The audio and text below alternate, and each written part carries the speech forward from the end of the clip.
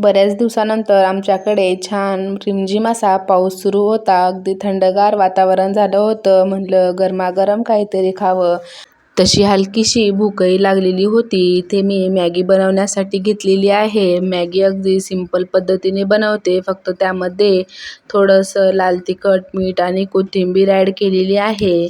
Maggi फक्त ॲडव्हर्टाईजमध्ये 2 मिनिटात शिजते, पण रिअलमध्ये नाही. तिला 10 ते 15 मिनिट लागतात. बरेच जण वेगवेगळ्या पद्धतीने मॅगी बनवतात, पण मला याच पद्धतीने बनवलेली खूप जास्त आवडते. एका साईडला मॅगी शिजतीये तोपर्यंत मला दूधही तापत ठेवायचं होतं. त्यासाठी मी ते दूध तापत ठेवलेलं आहे.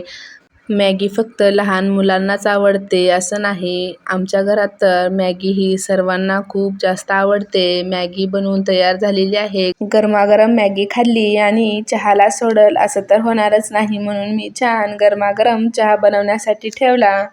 आज माझी फुलपात्रामध्ये चहा पिण्याची इच्छा होती. गावी ना सर्वजण फुलपात्रामध्ये चहा पितात. फुलपात्रामध्ये चहा पिण्याची जी मजा आहे ना, ती कोणत्याही महागड्या कितीही छान डिझाईनच्या कपामध्ये नाही. म्हणून आज छान 2 फुलपात्र काढले व त्यामध्ये चहा पिला. असा होता आजचा इव्हिनिंग स्नॅक्स टाईम. आता हा बिस्किट लहानपणी कोणी कोणी खाल्ला आहे कमेंट करून नक्की सांगा. चला तर व्हिडिओला इथेच एंड करते. Bye bye.